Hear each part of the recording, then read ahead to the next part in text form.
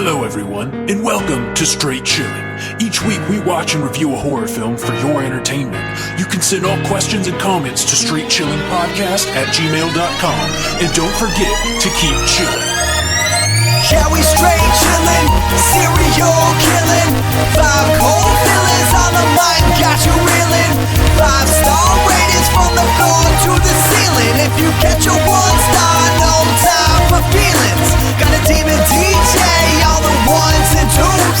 By the name Elzebub, so don't get confused. So grab a seat by the fire, roast them all in 2. And prepare to hear the legend of the Straight Chillin' crew. What up, nerds, and welcome to another hungry episode of Straight Chilling. My name is Bob, and I'll be your host for the evening. This is episode number 263, recorded Sunday, April 19th, 2020. Tonight, we're talking about another glorious Patreon pick. This one was chosen by the one, the only Hydraberg. The movie is Ravenous from 1999. Before we get into it, let me introduce everyone else on the show. First up, calling in from Astoria, Oregon, we got our boy, Randy Gandy G-Landy. What's up, man? Hello, gentlemen. How's it going? The consistency is what I appreciate about that. You know, it's going to be not funny for a while, and then one day you're going to laugh your asses off. It'll be funny again, eventually, when we don't know. Hopefully very soon. We'll circle around this orbit one more time, at least. Hello, gentlemen. Next up, calling in from Southern Korea, we got our boy Soju. What's up, man? What up? It's your boy. That's so Ravenous stains. Right, Randy? Well, you called me out for it, but I guess. Justin, I said the word Ravenous prior to this episode, and Justin said, I'm stealing that, Randy. Taking it, Randy. Now here we are in a world where that's a thing. Here we are, straight chilling history. Yeah, the words making it happen right now. The words eked out of Justin's mouth. I'll steal it. It's mine now, Randy. I deserve it. Last but not Always least, stroking. making her triumphant return to the Straight Chilling podcast. Everybody, welcome back, Nicole. What's up, Nicole?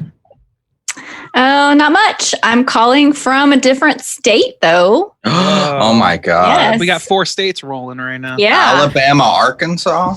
Arkansas. Yep, Arkansas. I am. I'm no longer. Say it with Alabama first.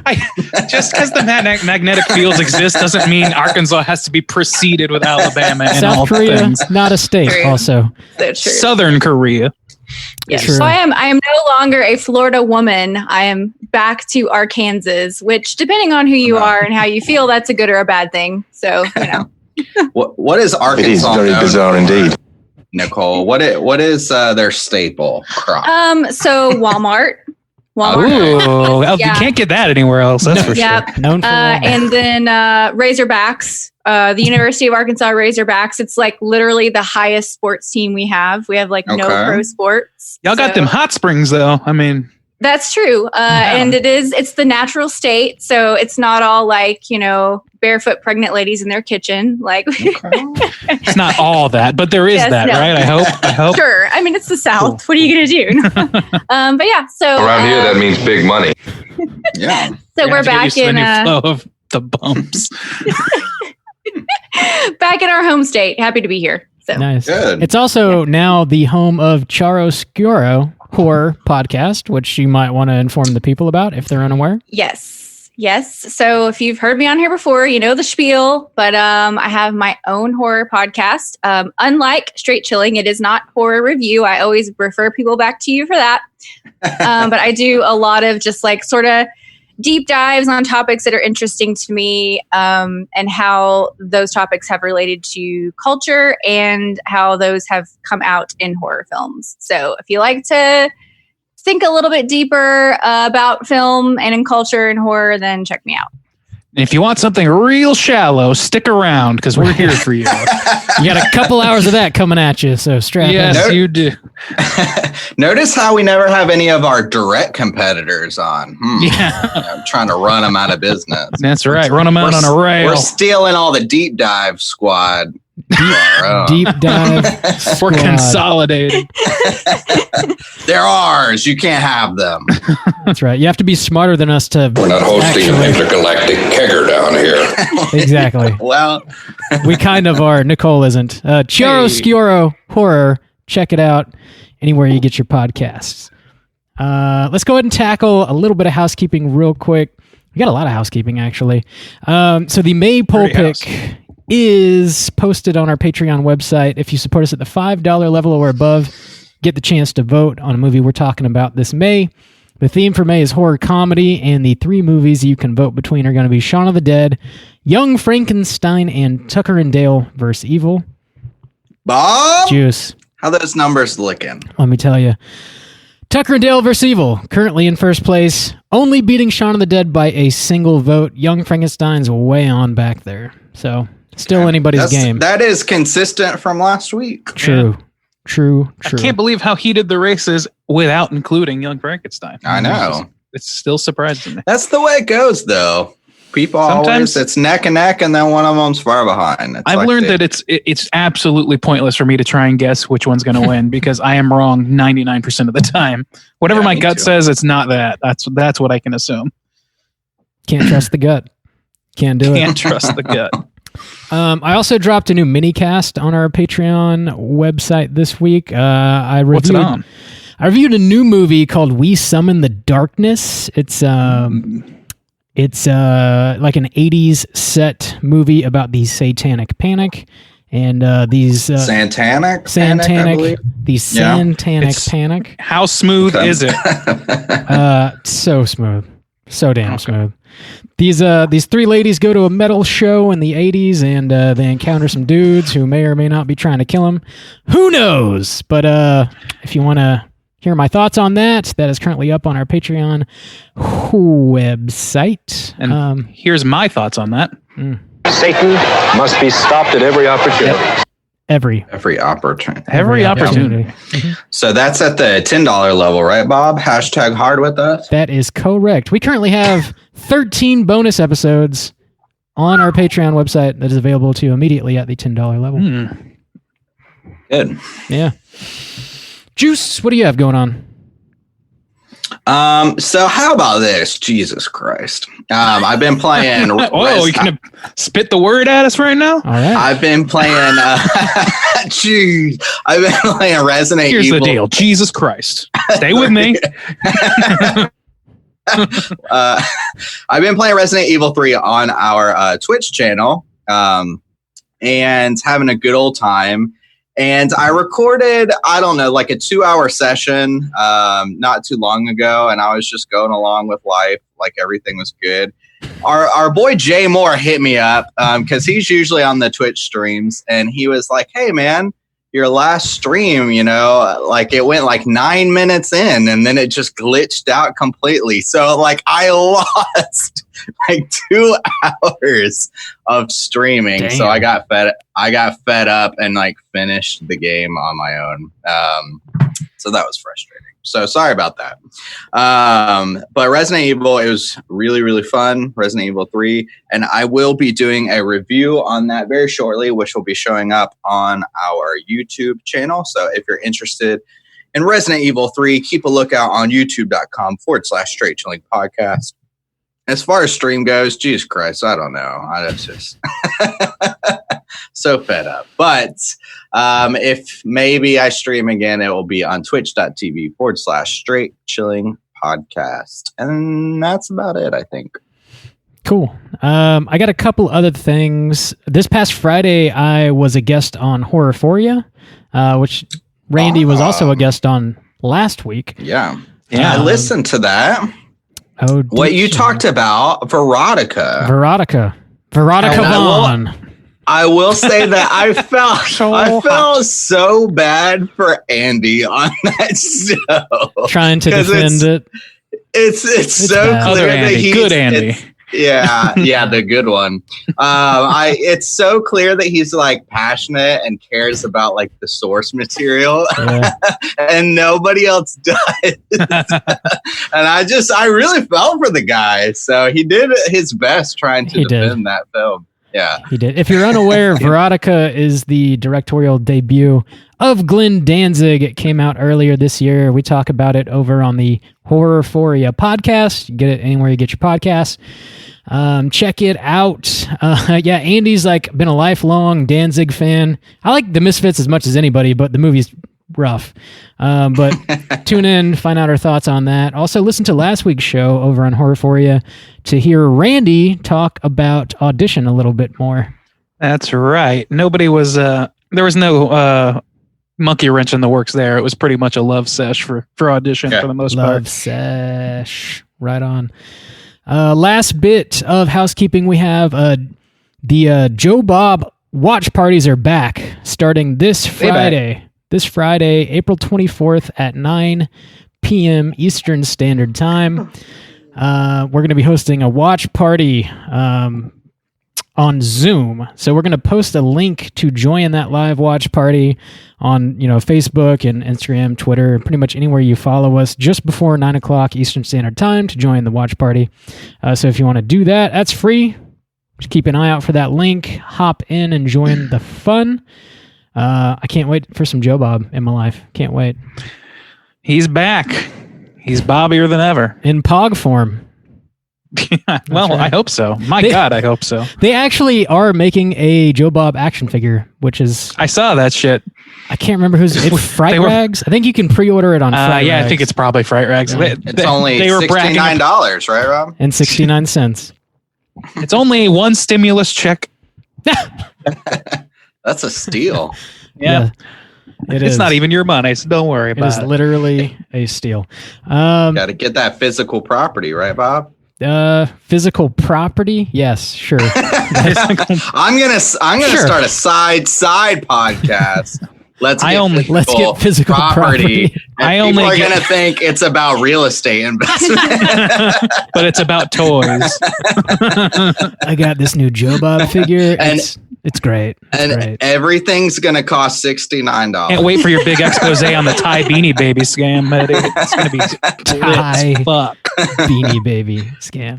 All right, that's all we got for housekeeping. This house has been kept. Let's get into what we've been watching this week. Hey gang, what you been watching? Randy, what have you been watching? Man, there's a lot of yelling going on today.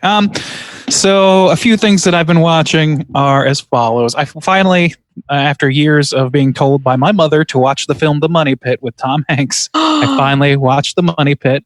It's a delight. It's a delight. It's in the realm of The Burbs, but without the horror influence, without the spooky stuff, which is a drag. But if you it's only if you're really thinking about The Burbs. But it's that era of his career where it's like really comedic, really broad, really silly shit. And yeah, it's pretty good. I enjoyed it. It was nice to see, especially after watching the That Thing You Do reunion commentary that they did with the cast of That Thing You Do, as well as Colin Hanks, Tom's kid Colin, and also a person in his own right.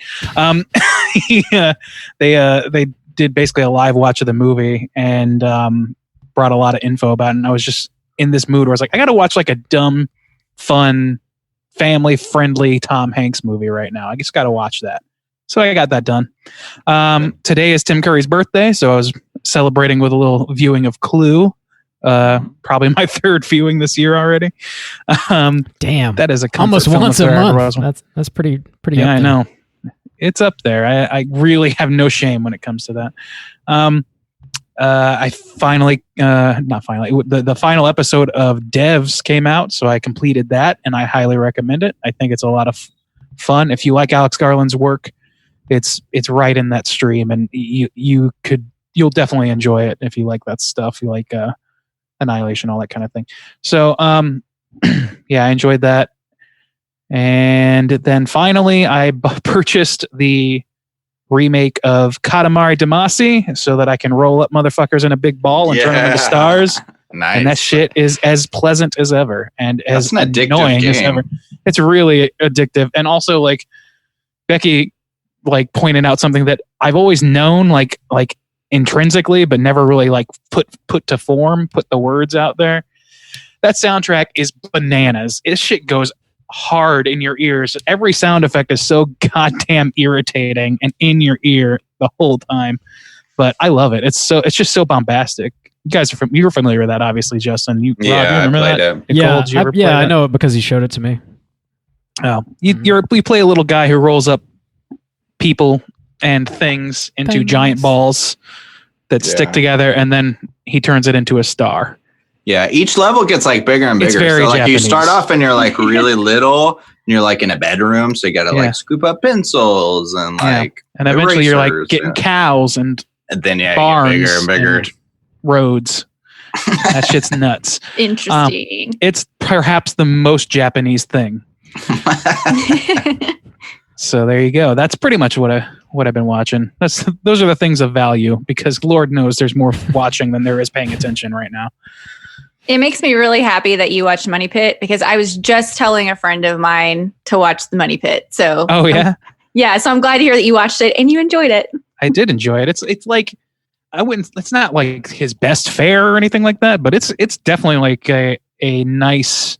It's just a nice watch. It makes you feel nice. It's fun. And then it makes you feel really fucking weird, because there's a part of the movie that's a little bit twisted, which I won't get into in case anybody wants to watch it. But it's only like a 35-year-old movie or something. But it's good. It's worth a watch. Nice. Juice, what about you? So I watched that movie 1917 that came out not too long ago about the war. War. The big war. The biggin. The first war. The big first war that ever was. Yeah, I watched that movie. It was really good. And let's see, I've still been watching a ton of Community. I haven't watched it yet, but I did want to give a little shouts out and a potential opportunity. There is a show that is called Too Hot to Handle on Netflix now. It is about an island where a bunch of young, sexy people go, but they can't have sex with each other or they lose money. Each time they like touch or kiss each other. It sounds like life. Sounds really good. But that's not how everybody's life is. There is apparently a nice, respective young woman who is on that show, who is from our very hometown of Saxonville, Florida, and goes to our alma mater. Woohoo! Alma mater. Sorry, alma mater. Yeah, UNF. Oh, so swoop. She is. So if she wants to, I'm sure she's listening, because we're the hottest shit in town. If she's listening and she wants to come on and defend herself, we're really making strides in the equality department. Get on here and defend your choice not to have sex. Her name is Haley, and if she wants to get on here and talk horror, maybe she's a big horror fan or whatever, I just want to reach out and say you are welcome here. Maybe she is a big horror fan. Maybe. Maybe. I just got an email with her response. Here it is. Oh, God, yes. Come with me. I thought she was going to say, prepare to be bedazzled. Well, I mean, that comes later. And it's only if you can afford it. Okay, so that is all. But yes, that is the new hotness on Netflix. Everybody's already forgotten about Tiger King, so now they're talking about people from our hometown. We are representing country well, I believe. Man, yeah, nothing negative going on. Not a thing. Totally. Yes. Okay. Nicole, what about you? So I've been watching a couple things. First off, I've been watching Cursed Films on Shudder, which I was super excited when I heard they were making a show out of it. And then I was also sucked in because like the cover art is really beautiful. And I was like, okay, this could be cool. I'm going to check it out. The first episode was The Exorcist, and we had some Slack discussion about this. It was not great. I was like, well, I didn't learn anything. And they took some really weird tangents. So I was like, we'll see how this goes. I think the rest of the episodes were better. Like that was my least favorite, but still overall, like maybe not the greatest. Like I said, I didn't really like learn too much. Like if you're a horror nerd, you probably already know most of this. Mm-hmm. But I finished, well, I don't know how many episodes there are, but I'm caught up. And the one about yesterday, I watched The Crow and The Twilight Zone. And I thought those were the best. Those were the most interesting ones. So, like, I feel like it's worth watching, especially if you're just hanging out and you are just looking for stuff to consume. Like, it's worth it, but don't expect to have your socks blown off necessarily. That's a bummer because I was really intrigued when that was coming out. They were advertising it. Is it the same team from Horror Noir?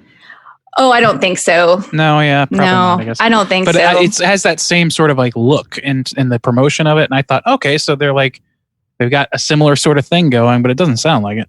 Yeah, no, it seems like all the episodes are only half an hour instead of a full hour, which I think that would have helped. But yeah, I feel like it could have been a little more well-researched and put together a little better. A little more meat would be nice. So, well, yeah. And also, this is sort of a listening to and watching because I don't know if you guys ever heard of the podcast Root of Evil. No. It's about the Black Dahlia murder and this one doctor and family that are connected to it, which I had heard there's this famous rich doctor in Los Angeles who has like always been a suspect. And I had heard about it, but I hadn't really heard like all the story behind it. So on our commute from Lakeland to Arkansas, we listened to the whole podcast over like a couple of days, and it's super interesting. So it's called Root of Evil. And it kind of hops back and forth between the Hodel family and how messed up and twisted they are, and the Black Dahlia murder and how the doctor is involved. And it sort of like ping pongs back and forth and like stitches it together. So there's a show on TNT that came out based on the life of one of the people in that family. And it's called I Am the Night. And we've watched almost all of it. There's only one episode left. It is not as good as the podcast. They rarely are. Yeah. So it's like the setting is really interesting and like it looks really beautiful. It's, LA in the 40s, 50s, and 60s. So it's got that kind of old Hollywood like allure. But the story and the characters just aren't as intriguing as like the real life story from the podcast. But I would definitely recommend like listen to the podcast first, then go watch I Am the Night. It's been pretty enjoyable. Nice. Yeah. Cool. I will That's it for me. do that. Thank you. I watched a movie that Justin talked about on his last top 5 Tuesday video that he posted on YouTube. Whoa, Bob, spoilers. Mm-hmm. Did you watch Curtains? I did. I watched Curtains. So the theme of your video was like underrated slasher movies. Underrated slashers, yeah. The only one that you mentioned that I had never seen was Curtains from 1983. Whoa. So Bob. I went ahead and picked up a copy and watched a Canadian slasher. They can make slashers too. They sure can. Terror They've Train, got Prom Night. Creed, Justin Bieber, and Curtains. That's it. That is it. All they got. Is Creed or Canadian? You're thinking of Nickelback. Nickelback. Yeah. Okay. They're all interchangeable. I'm thinking of generic mall rock. Don't insult Scott Stapp. Don't do it. That reminds me of another thing I've been watching. Anyway, Curtains from 1983.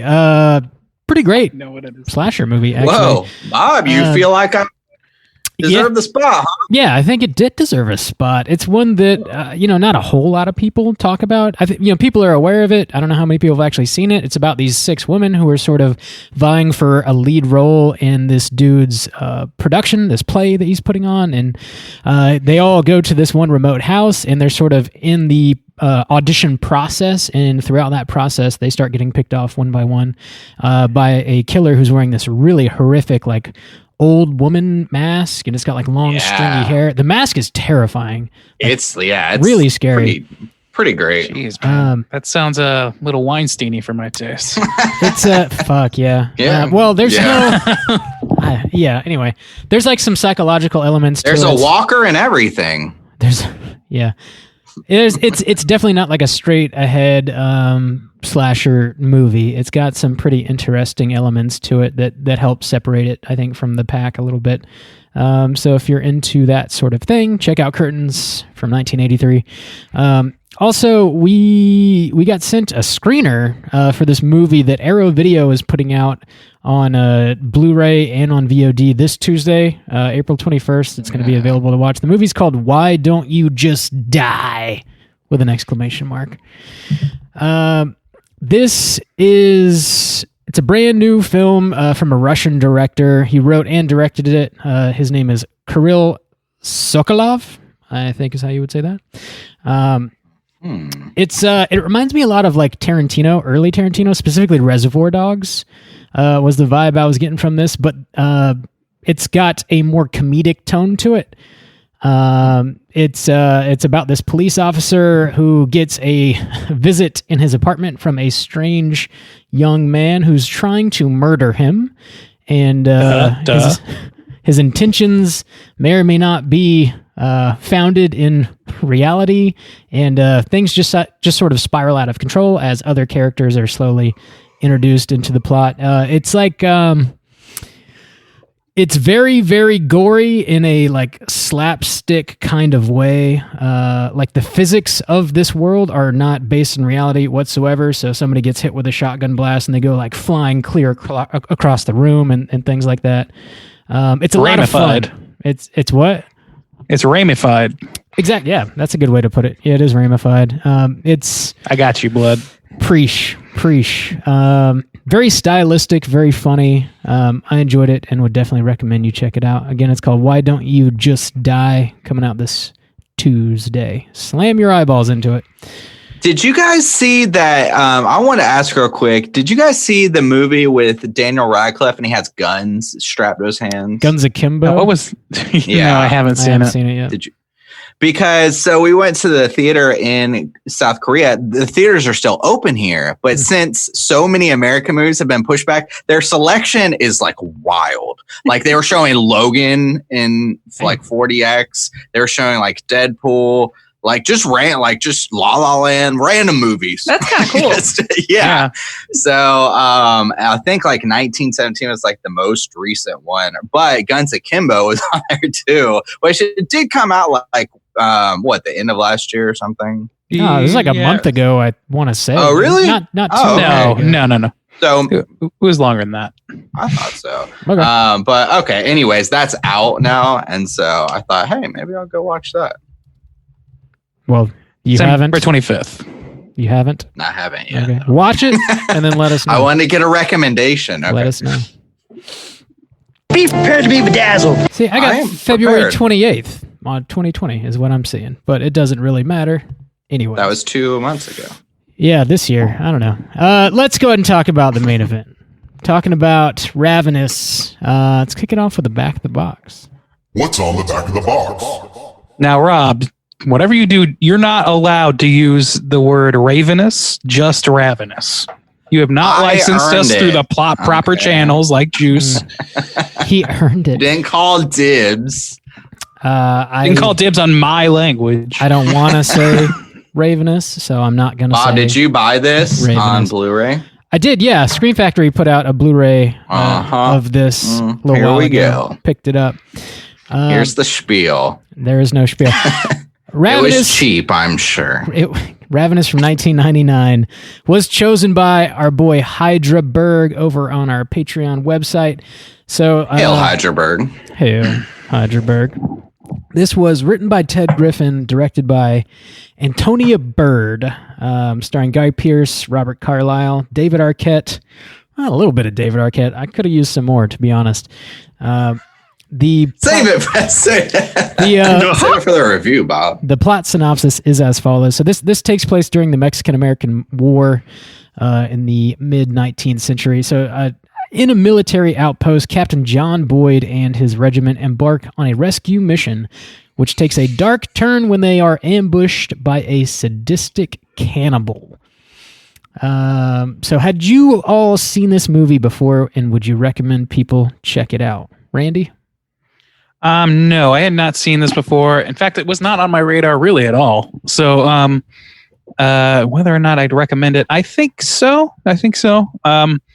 It's I don't know. I don't want to get too much into my thoughts on the movie just yet, but I would say that it's not unworthy of a watch. It's not the hardest recommend I've ever given, but it is a recommend. It's pretty soft. It's a soft recommend. It's a real soft recommend. Ooh. Soft as fucking hot butter. Soft serve. All right. Juice, what about you? I never seen or heard of this film, but it was nice. Maybe because we've been going through a bit of a rough patch here at Straight Chillin'. It was nice to watch a 90s movie that I had never seen that like felt very 90s without it being like a teen drama or whatever, you know, like because this is a period piece or Blade. But I'd seen Blade before, but this is a period piece. But even still, it just the actors and just the way it's made, it just feels so 90s. And but it was cool because I like the 90s and it's got that 90s vibe. So I was into it. So we're not hosting an intergalactic kegger down here. Wish. So yeah, I would recommend. I thought it was cool. All right. Nicole, what about you? So I have definitely seen this movie before. I've only been aware of it the past few years. Again, I feel like this movie has flown under a lot of horror fans' radar. I became aware of it when I got more involved in Women in Horror Month, and I started seeing it pop up on a lot of Women in Horror lists since it was directed by a woman. And like at first, when I first heard about it, I was like, I mean, whatever, it sounds fine. But after hearing so many recommends for it, I was finally like, okay, well, I have to watch this. And as I'm really interested to hear what you guys thought about it, because the first time I watched it, I mean, I just sort of went back and forth between this is really cool, this is really weird, I'm not sure what's happening, you know. And the reason that I'm even here today is because so Hyderberg hit me up on Slack one day and was like, because he likes it as well, obviously, and he has brought it up in conversation a whole bunch. And he hit me up on Slack and he's like, hey, he's like, you picked the flick tiers coming up, and we need to like band together, and we need to get it, and we need to make them watch it. Band together. Yeah. So and he asked me if I would be on if he picked it, and I was like, well, sure. I'm like, if they will invite me on, I will gladly be on and talk about it. Heidelberg, so, you don't get to make casting decisions, buddy. I'm sorry, that's not one of our tiers. Getting big in the britches, calling shots over You're lucky you were calling the shots for Nicole, who's always welcome. So yeah, so I am happy to be here for everyone's sake, but I'm also a little nervous. I would absolutely recommend it, especially if you like more comedy in your horror. I would definitely recommend it. And yeah, I'm just on the edge of my seat, waiting to hear what you guys have to say about it because I personally love it. Okay, cool. Interesting. Bob, Juice. It was the first time watching. What do you think about this movie? I was waiting. And a real tee up happening here. That's the pro tee up. I'd never seen this one before. I'd been aware of it primarily because Nicole, you had recommended it previously, and I'd recommend it for sure. I think it's definitely worth watching. We'll get into it all, but I think it definitely stands out in several different ways. I think it's sort of working with a lot metaphorically, and that's really where the movie is strongest. So if you're looking for something, can't wait to hear Rob's deep analysis. Oh man, so deep! It's all about the evils of Big Potato. Let me tell you about it. Yeah, I saw that. Yeah, cannibalism's just a stand-in for globe Earth conspiracy. So, totally clear. Rob, do you feel like this purchase was worth it after the fact? Yeah. Was it justified? Yes. Always. Yes, always, 100%. Always. Physical property. When that goes baby. unwatched. Always. Physical property cast. Let's get physical property. .com. It's always worth it. Let's go ahead and drop that spoiler warning and get into the rest of the movie. Here we go. Spoiler warning. All right. Let's Bob, you had some feelings about the cast. Would you like to share that now? Yeah, no, I was waiting for some like super goofy David Arquette. You don't really get a whole lot of it though, like just a flash in the pan. It's a bit of a tease. A little bit. I kind of wish we had more of him as well. I want to ask a question. So going into this movie, I had no idea that it was a horror comedy, and me neither. But is it though? Yeah, yes. Is it? This is the central issue I have. It's not really the genre question so much as it is the tonal confusion that's going on, because the intro of this movie has the credit sequence. Yeah. Notwithstanding the content of what's being displayed on screen, the audio and the way that the titles are displayed is way more reminiscent of Heavyweights or Mean Girls or something than it is of fucking a 90s thriller. I mean, this isn't Seven that they're presenting. They're presenting it like it's fucking like I don't know what, like Heavyweights is all I could think of. It's I feel like they set the tone fairly well with the two quotes at the very beginning of the movie. Yep. I didn't think like. Let me read them. Let me read them real quick. That's probably okay. The first quote's from Nietzsche, and it says, "He that fights with monsters should look to it that he himself does not become a monster." And then the next quote is from an anonymous source that just says, "Eat me."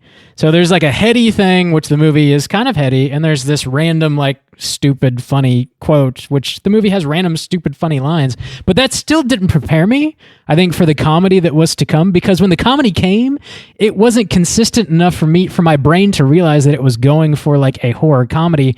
Like when the comedy beats came, I was like, ooh, they kind of botched that delivery. They should have done another take or something. Like the comedy didn't read consistently to me, and I thought it was mainly mistakes. I don't know how y'all felt about it. The wackiest thing I thought was like the crazy musical cues. It didn't mash up with what was happening or what led to it happening. I was like, honestly, I didn't even pick up on a whole lot of like straight comedy like vibes, like the delivery of lines and stuff. It was just like all of a sudden there'd be like this wacky music, and I was like, what? Who edited this? And like, why did they feel like this was the right decision to make? Because that was my exact thoughts the first time I watched it. Exactly. It was wild. I was just like baffled because I was like feeling like I was really engrossed in like what was happening, and then just like this like they're like chasing this guy through the woods who's just like murdered a bunch of people and stuff, and they're like doing this like really serious kind of chase, like we're gonna catch him and kill him, but it's like zany, wacky music.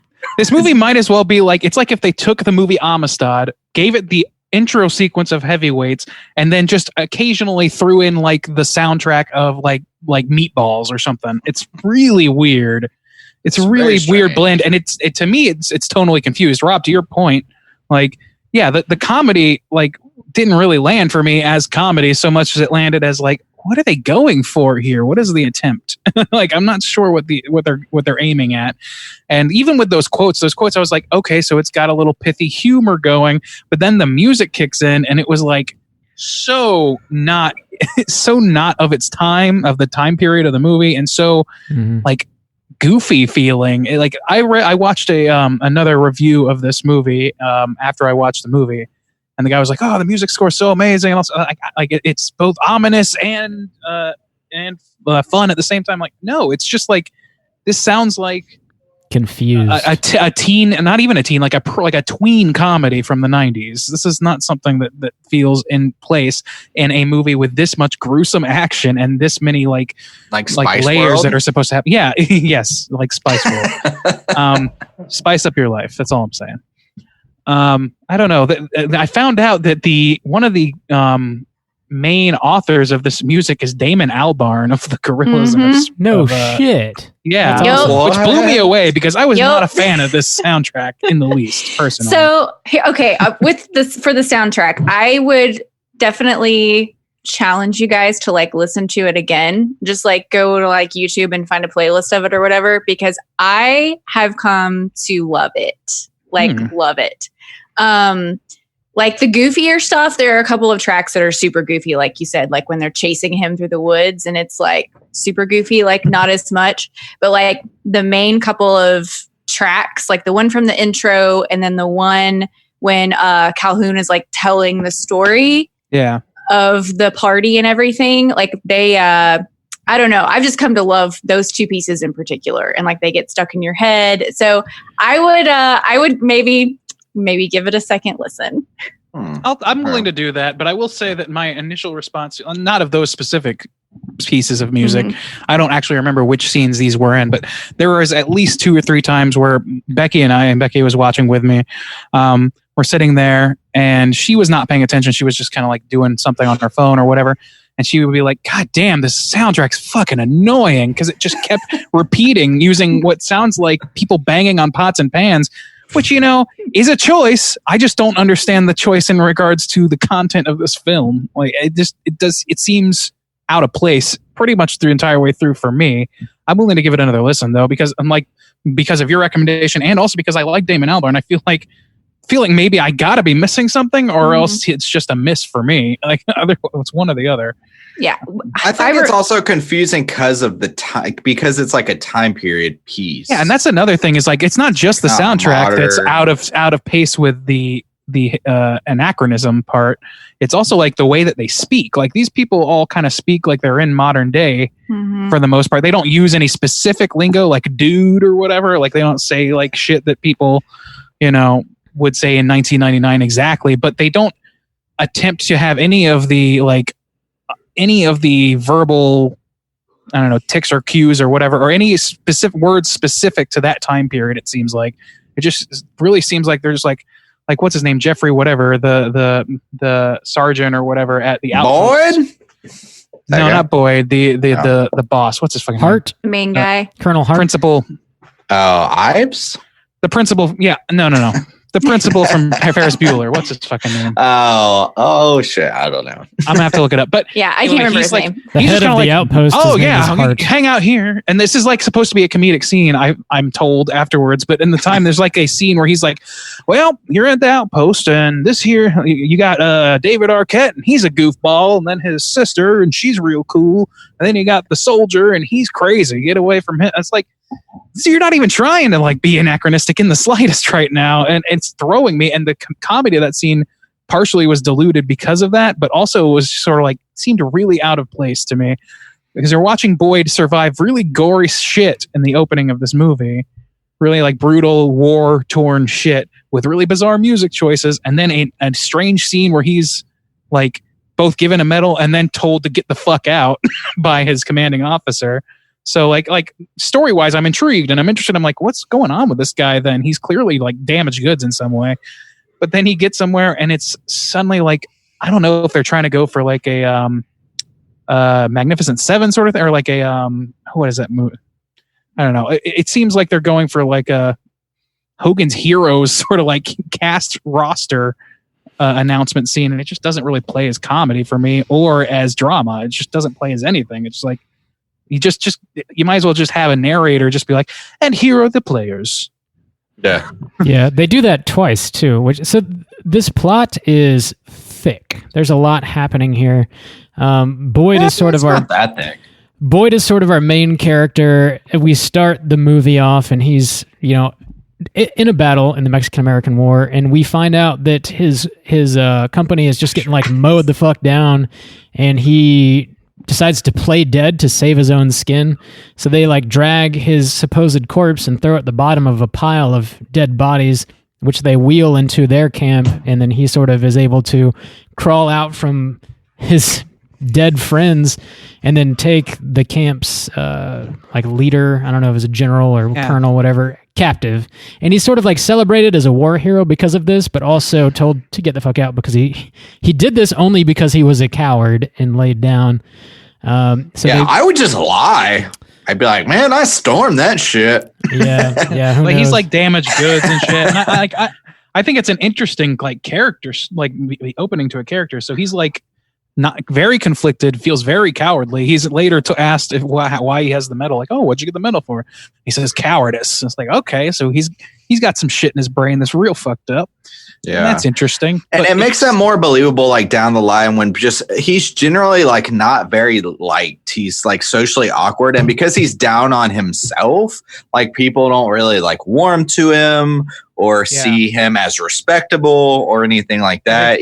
Even though he's like for the most part like doing his job pretty well or whatever. And so there's this like band of misfits out of this. So he essentially gets like, I don't know, exiled to this like goofy ass like outpost that only has like 7 soldiers in it. Everybody just kind of lays around. One dude, nobody's ever there. Nothing to do. Yeah, one dude smokes all the time with the like Native Americans and like one. That's the Arquette.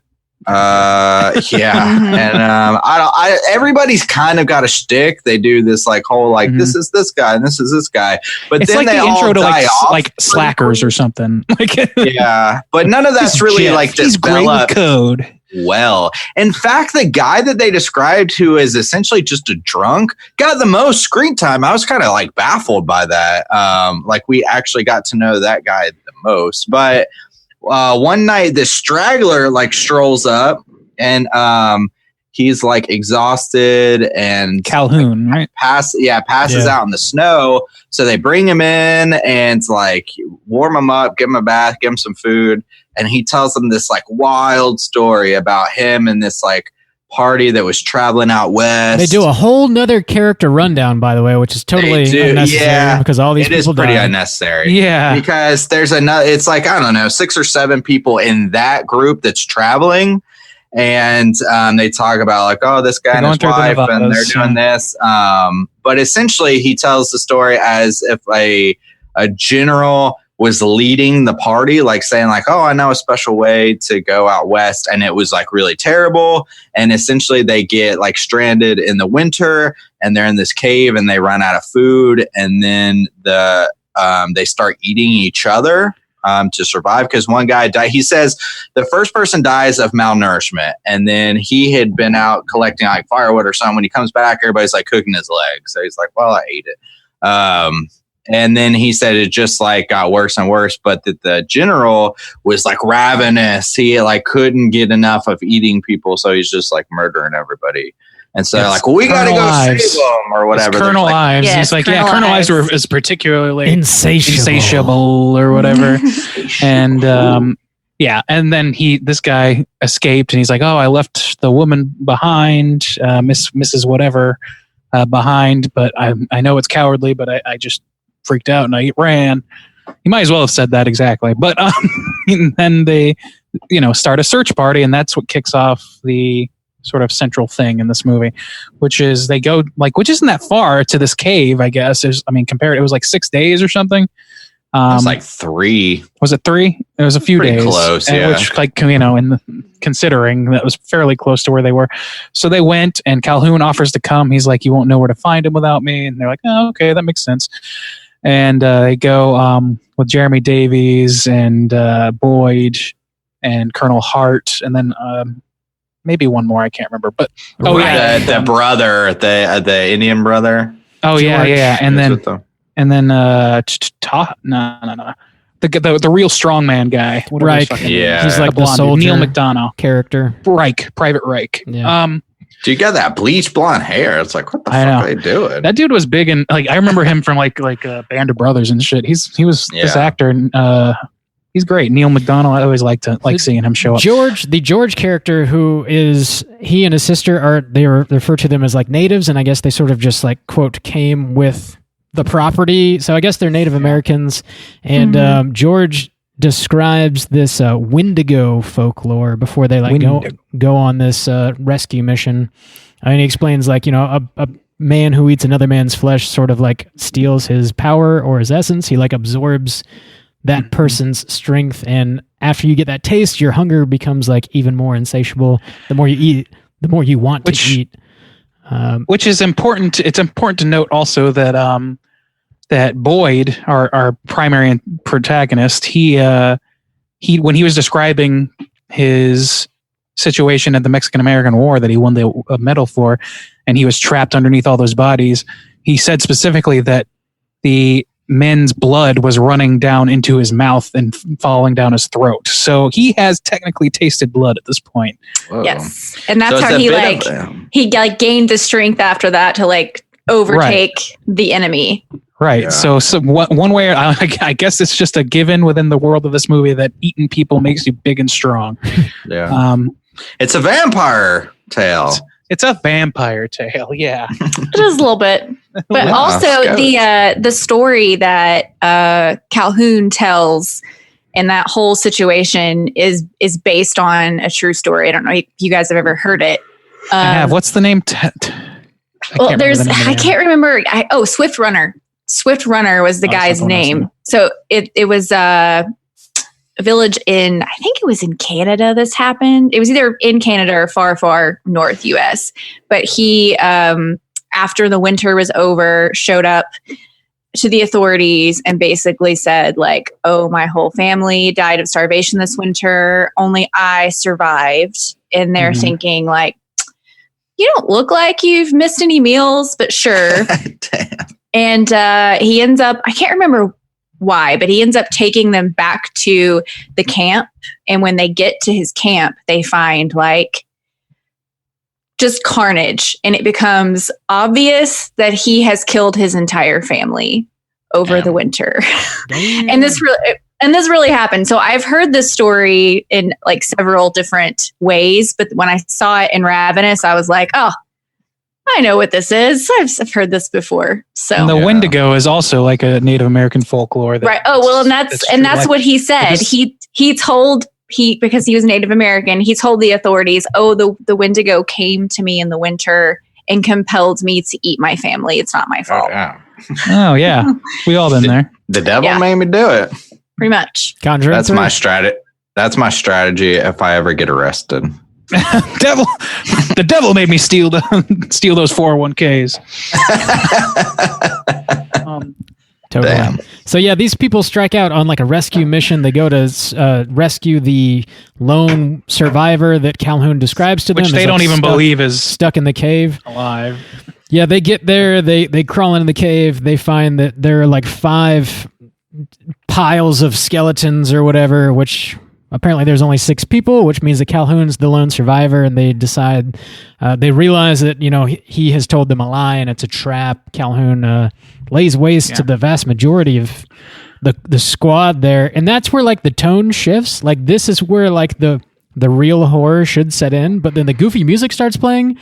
And then Toffler, who is Jeremy Davies, is like the first, he's not even the first victim, but he's the one that's got a gun to our guy Calhoun, because Calhoun's acting kind of nutty at this point. Yeah. And like just before the primary group or the whole group finds out what he did, he attacks, and he was like acting like a wild animal or whatever, and he starts attacking and he stabs the shit out of Colonel Hart. And then presumed dead at that point. And Jeremy Davies is fucking worthless. He does nothing to stop it, even though he's the one standing there with a gun to this man. Does nothing. And sort of the whole thing goes to shit. At that point, Reich and Boyd come out of the hidey hole, come out of the cave, and everybody that they came with has been murdered at this point by Calhoun. And so they're like trying to escape, and Reich did he get tossed down a ravine? I don't remember how he fell down that. He got stabbed and like fell. I think he fell. Yeah. Okay, and then Boyd, in cowardice, of course, jumps off the cliff in order to avoid confrontation with this guy who's clearly strong as shit, despite being like a lean, like 110 or something. Yeah.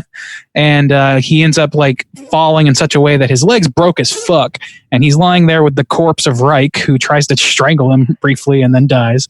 And they're also sort of like covered by tree branches in such a way that they're in a hole that can't be seen from above.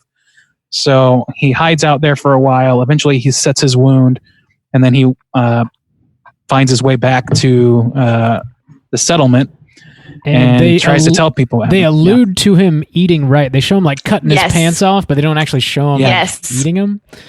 And like cutting his that's right. leg. Yeah. Hang on, there was a couple scenes that I want to touch on that like led to that whole thing before we progress. That like were cool and made sense, and that were also dumb and made no sense. Sweet.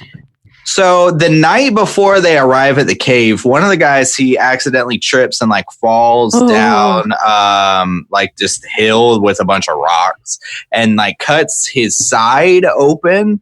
And so they have to kind of like patch him up, and he's man. bleeding. So then they all go to sleep. I thought this was really cool, and it makes sense. So then in the middle of the night, he's like screaming like, "Oh my God." And he was saying that Calhoun, their captive, was licking him like his wound, and he's got this like blood around his like lips or whatever. Yeah. That was really cool and like disturbing. And then he's like freaking out, and he was like, I was like dreaming. I didn't realize like what I was doing. Like, please, like, and he insists like, tie me up. Tie me up, please. Like I'm, innocent or whatever. So that was like really disturbing, but it makes sense that like why he was so kind of strong for the battle the next day, because like he is now like consumed blood. So there's a couple times where like he gets shot by Boyd. Boyd shoots him in the battle. Yeah. In the shoulder. And so that I was like, okay, that kind of ties in and that makes sense. It like didn't make sense why, because they never touch on it again, and it was really confusing. Why he starts like freaking the fuck out right before he like digs up a knife. So he's like digging like a dog, and he like digs up a knife with 3 dudes on him with guns. Mm-hmm. And nobody shoots. And then the like Indian guy, the Native American, he's got a bow and arrow, and instead he like runs all the way like up this cliff area to throw a tomahawk at him. Like he's down there with everybody. There's 3 of them, like one with a gun, one with a bow and arrow. And instead he like runs all the way up the cliff and like throws this tomahawk like crazy, like helicopter style. Like the soldiers, like they don't know like what Calhoun is, right? So like maybe they're not quick to act because they don't know. But this Native American guy, like he knows what's up. Like, cause earlier in the movie he was talking about it. Yeah, he was the one with the knowledge. Yeah. So it does kind of surprise me that he wasn't a little bit quicker to dispatch Calhoun when he sees what's happening. Well, I'm going to try when everybody died, I was like, really? Like, it's like we got introduced to these characters. We got just enough character from each of them to where you kind of think there's going to be more to them, and then there's just not. So just to like zoom through a little bit quicker, but our boy Boyd gets back to camp. He tells his story or whatever, and people think he's insane. Knox is like, I don't remember. Oh wait, no, I'm sorry. Colonel Ives is brought in to replace Colonel Hart, who's been murdered. And guess what? Colonel Ives is Calhoun. Calhoun is the guy. Yeah, that's the big shock. And he's like, holy shit. He's like dressed to the nines. He looks good. Yeah, it didn't make a lick of sense. Because where did they find this guy? Like, okay, we need somebody to replace this post. Oh, here's this random man with no other soldiers or like nothing out in the middle of the woods. Like, what? Like, he had a cave where he was then eating his victims. Where did they find this man and think this is the guy we need to put at this post? Well, it's been a while because Boyd was down in that hole for a while.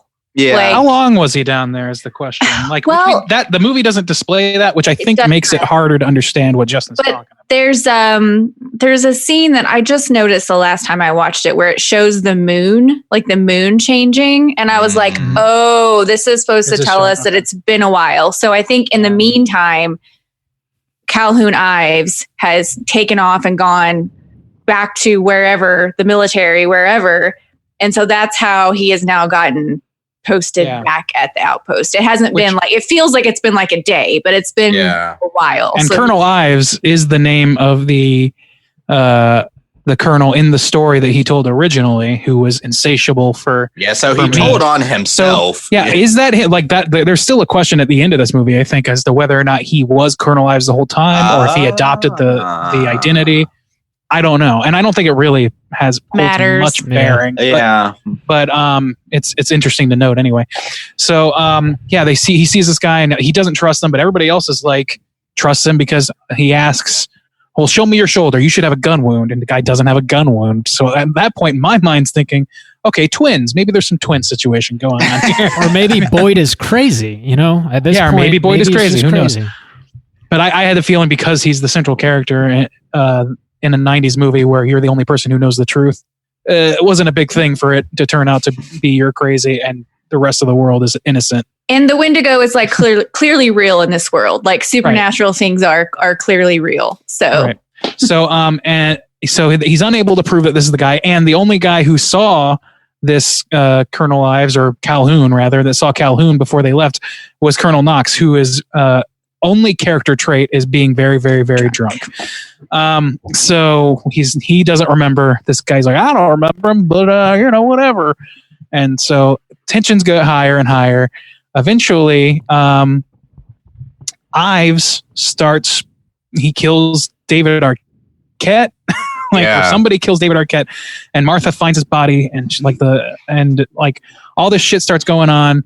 That all these people start dying basically at camp. And you think to yourself, well, it's Ives, but no, it's definitely not, because he's like in one place when he shouldn't be. Turns out that Colonel Hart is alive. Colonel Hart is alive, and he's a cannibal now, and it happened like that. And now he's out there killing his own men because, being a cannibal's lonely. You got to eat a bunch of cannibal stuff, and then nobody's left to hang out. Well, he said like he woke because he was stabbed in the battle, and he woke up, and Ives was feeding him human meat, but he didn't realize that at the time because he was hurt, and then it made him better. But then he got on board with it and was like, well, I'm in the club now, I might as well just keep on keeping on. Oh God, yes, come with me.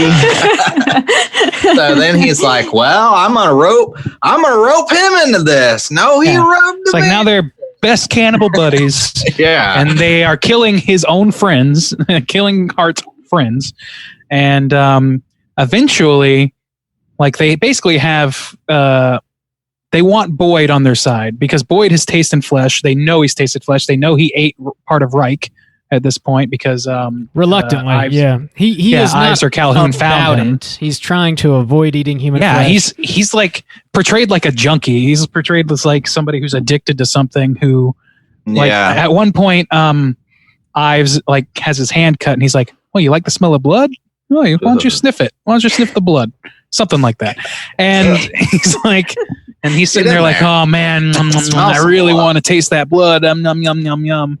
And then eventually they basically force him. Yeah, he stabs him, and then put human stew in front of him. It's like, well, if you want to live, you gotta eat the stew. Eat a live person. or die. Yeah, and he does. He does. Live her alone. And then he has an alone moment with Colonel Hart, who at that point is like, "Oh yeah, whatever, it's good. Everything's good. I'm feeling great about everything. Nothing bad about this."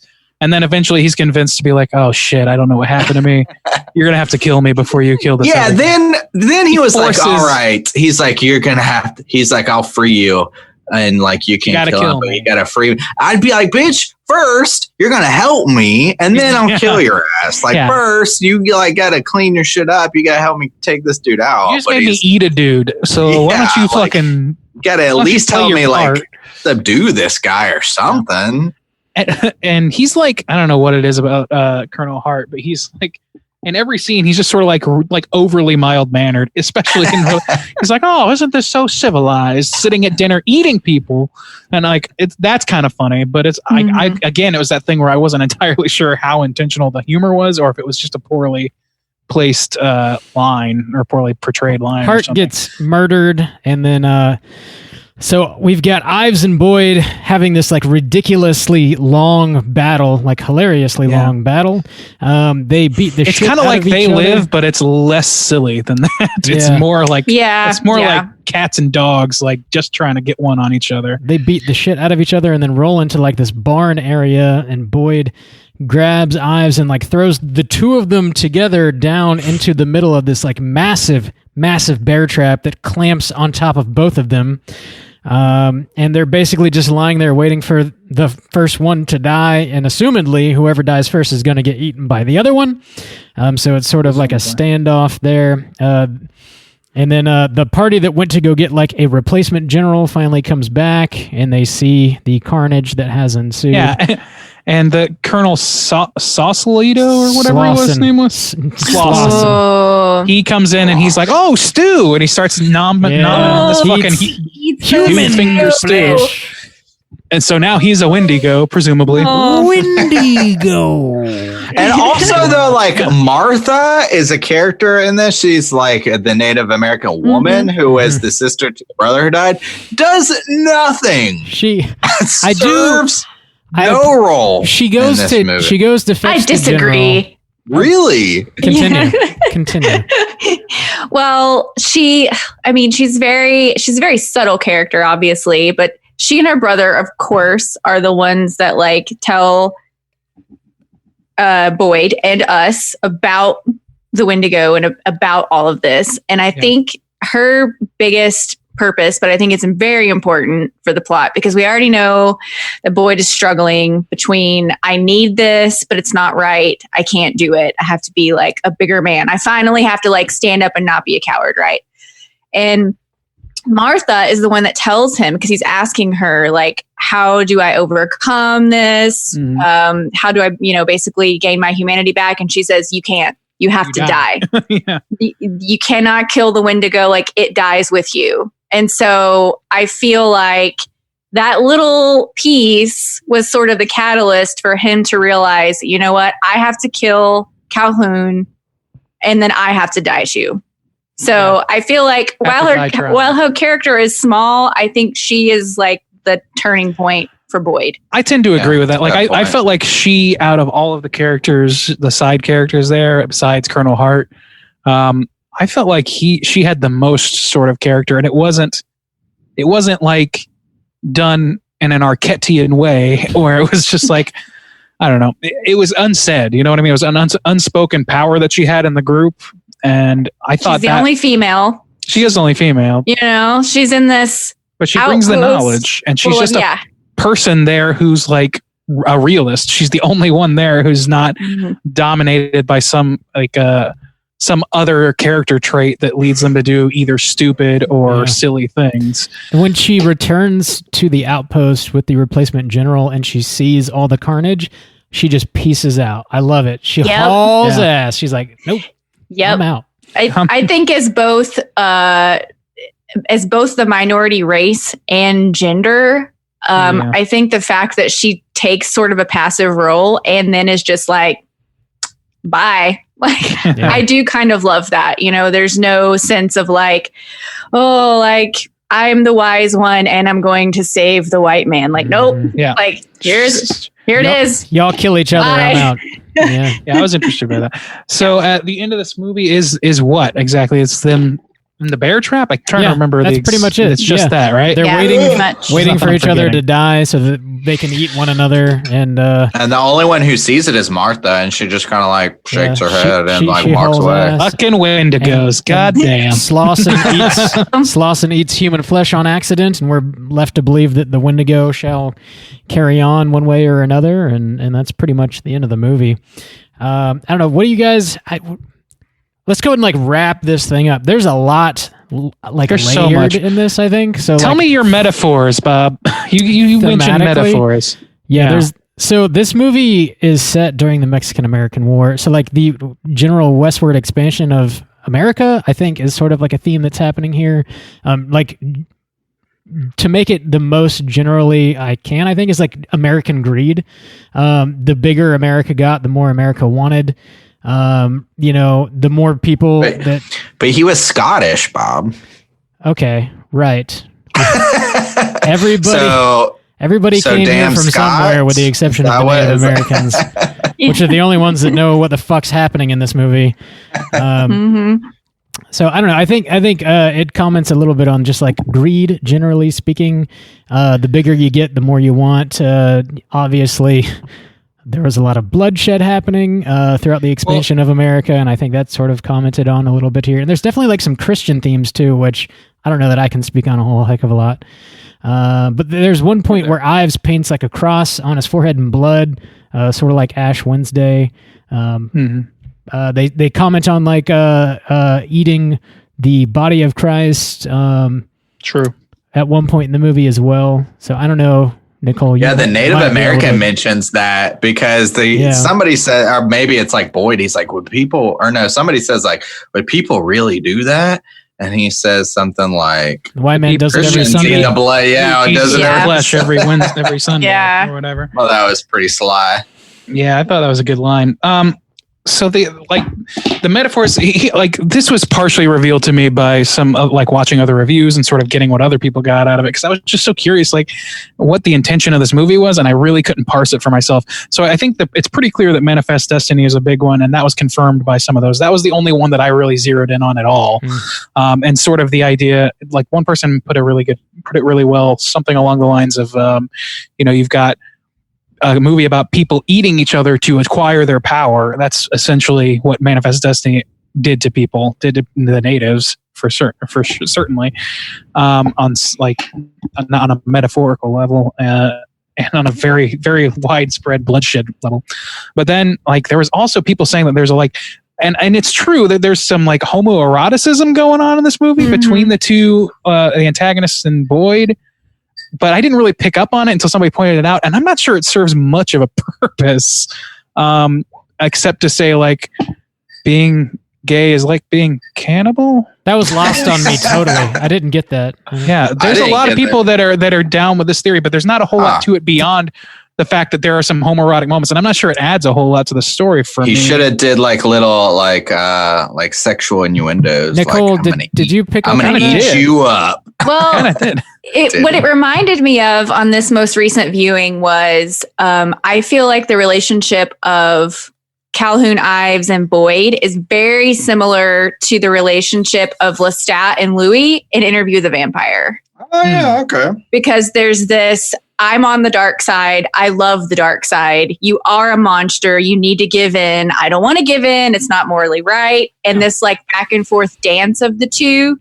And so I don't know if people automatically are taking the homoeroticism from Interview with the Vampire and just placing it on this relationship, because to me, there were a lot of parallels with that. And also, just on another note, I thought that Robert Carlyle and Guy Pearce were both great, and that their interplay with each other was really fantastic.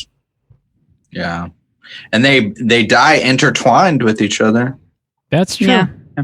And they die, and they're in each other's faces a lot. They're sniffing each other's blood and shit. And he's trying to seduce him to come to the dark side. So it's not Dracula-esque in that way. You're right. It's vampire-esque rather. And it's right.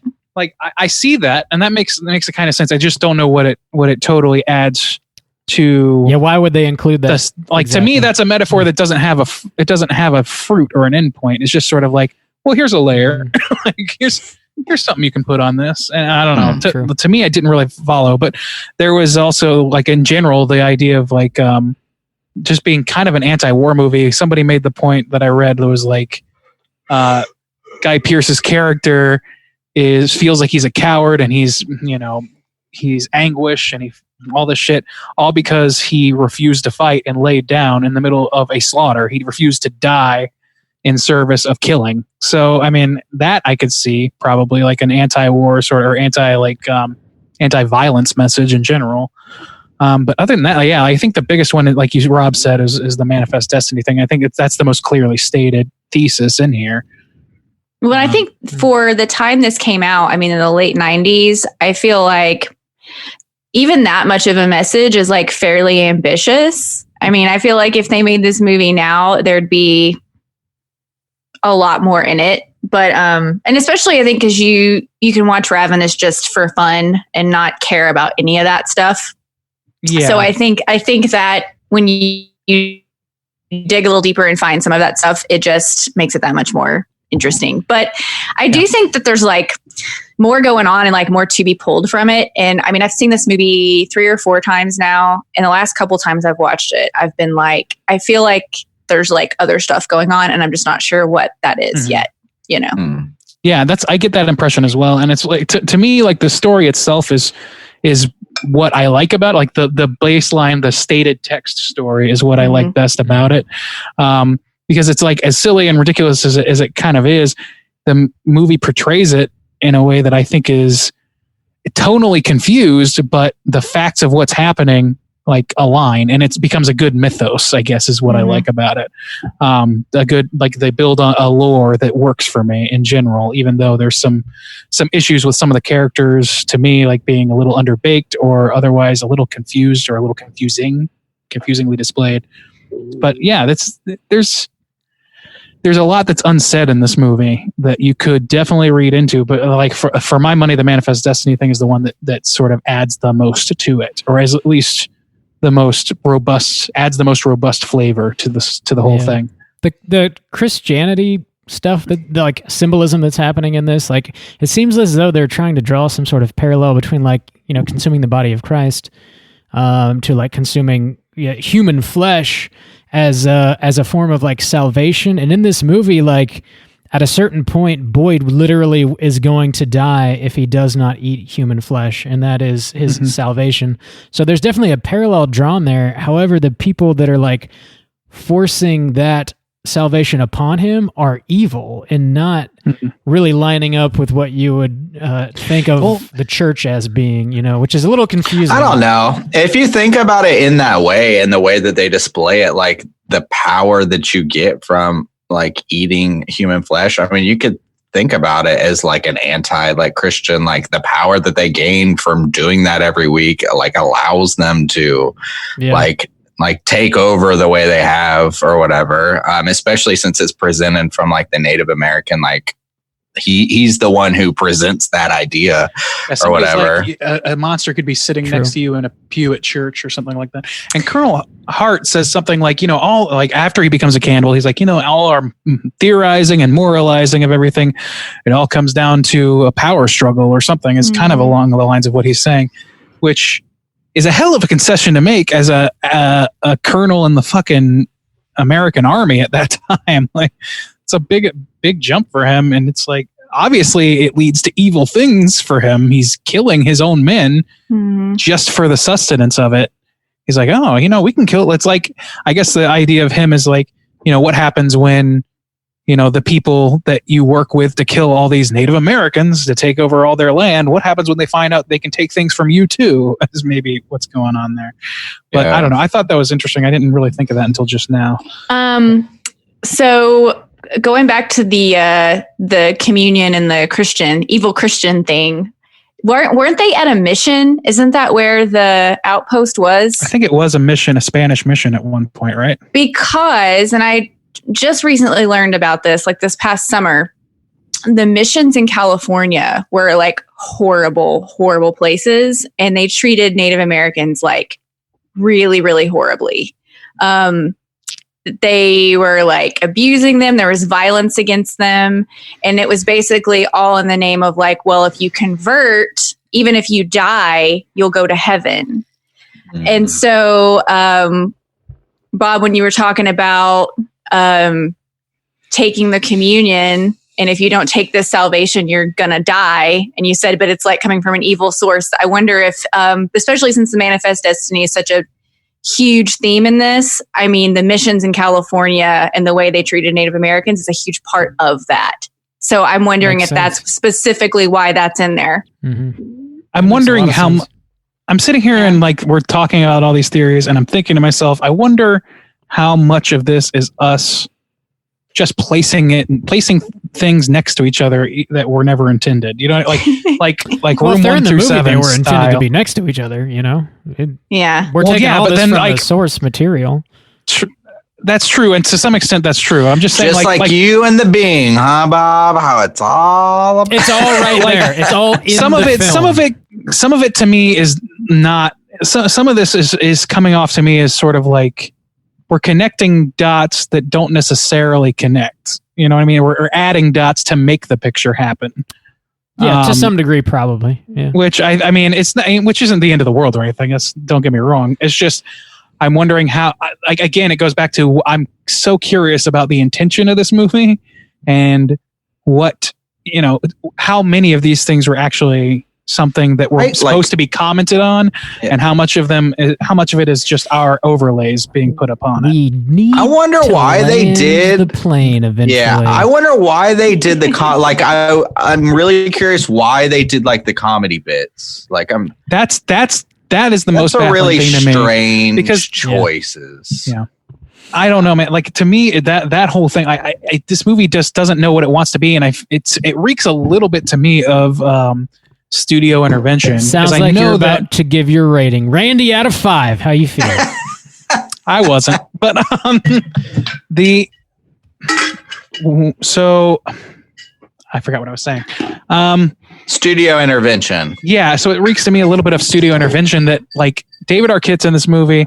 And have you guys watched the trailers for this movie? Have anybody seen the trailer for this movie? I have not. Because the way this movie was marketed, as much as I was talking about how it seemed like a tween comedy, then watch the trailers because the trailers make this movie look like it's supposed to be fucking Cannibal the Musical at worst. Like it's played almost like it's supposed to be a straight comedy or something, and it's definitely not that. If it's it's barely a comedy in my mind, a horror comedy, because it doesn't really all of the jokes I can think of. First of all, they never didn't really land for me, and just they weren't that funny, so that kind of failed on my part. But also like it doesn't seem in place with what the story being told. It doesn't seem like it adds anything to me.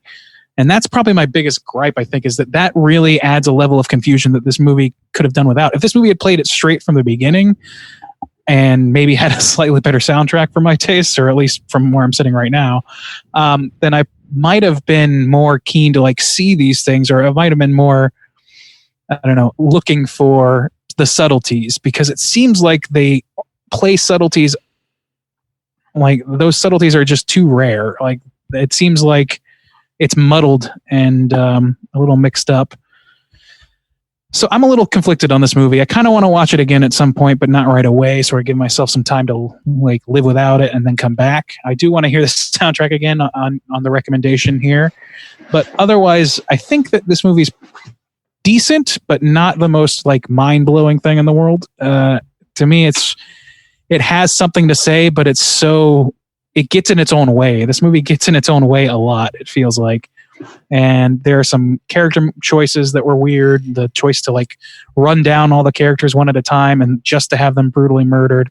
Like you have somewhat rich characters that you could play with and you squander them. You don't do anything with David Arquette. You don't really do anything with Knox the drunk, except to have him be a drunk. And like there's very little reason for a lot of these characters to be here or to be expounded upon the way they are. So, I mean, at least to my mind, at least where I'm sitting right now, this is the sort of movie that just sort of demands that you pay more attention to it and give it another shot. So eventually I will do that. For now, though, I'm looking at a 3. All right. 3 from Randy. Juice, how you feel? Yeah, I was actually like really intrigued by this movie. It had some cool ideas, and really my biggest beef was like the comedic tones, because I don't understand where they're coming from. I do agree, like a lot of the characters were brought up and had like these little like character personalities, but none of it really mattered. Like they didn't utilize any of them well. Some things like just didn't make a whole lot of sense, like why Ives started like freaking out. And I was just disappointed a little bit when they killed off like a lot of those characters like straight up at the beginning, and they should go back and it's a pretty like slim skeleton crew. I was surprised like to see the one guy wasn't dead and came back. but it didn't like blow my mind or anything. I was just like, oh, okay.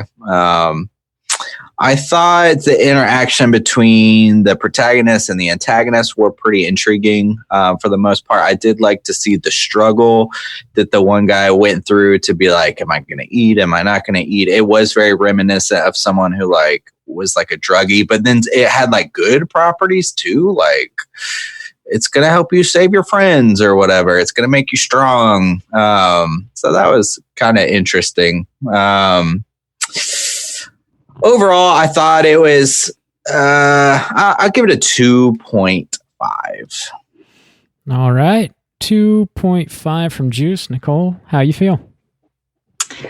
So for me, like I said, the first time I watched this movie, I was just like you guys. I was just kind of like, I don't know what I'm hearing. I don't know what's happening. I don't know what the tone is. But ultimately, I found myself just sort of like giving myself over to it and just like enjoying the ride. And so ultimately, the weird tone doesn't bother me. Although I know it's like very like disjointed for some reason, it just works for me. And this is coming from somebody who I don't really like. Horror comedy is not my favorite, or just comedy in general is not my favorite. I usually like really serious stuff. And so for me, I don't even consider Ravenous a horror comedy. I think it's a horror movie with just like little black comedy elements sprinkled in here and there.